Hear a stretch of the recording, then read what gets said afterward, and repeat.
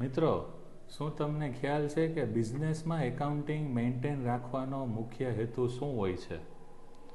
તો મિત્રો, બિઝનેસમાં મોટાભાગના બિઝનેસ ઓનર એકાઉન્ટિંગ એટલે મેન્ટેન રાખતા હોય છે કે જીએસટી ને ઇન્કમ ટેક્સના જે કાયદા છે એને ફોલો કરવા માટે. તો કાલ સવારે જો સરકાર જીએસટી ને ઇન્કમ ટેક્સ બંધ કરી દે તો એ લોકો એટલે કે મોટાભાગના બિઝનેસ ઓનર એકાઉન્ટિંગ મેન્ટેન રાખવાનું પણ બંધ કરી દેશે. તો શું એકાઉન્ટિંગ મેન્ટેન રાખવાનો પર્પઝ ફક્ત જીએસટી ને ઇન્કમ ટેક્સ છે? તેનો જવાબ છે ના. તો મિત્રો, બિઝનેસમાં એકાઉન્ટિંગ મેન્ટેન રાખવાનો મુખ્ય હેતુ છે કે આપણે જે બિઝનેસ કરીએ છીએ એનો મુખ્ય હેતુ પ્રોફિટ કરવાનો હોય છે.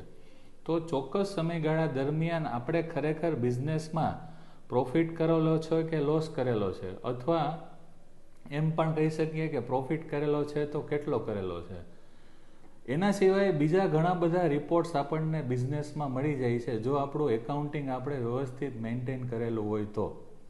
જેમ કે કસ્ટમર વાઇઝ પ્રોફિટેબિલિટી કેટલી છે, પ્રોડક્ટ વાઇઝ પ્રોફિટેબિલિટી કેટલી છે, લોકેશન વાઇઝ પ્રોફિટેબિલિટી કેટલી છે વગેરે.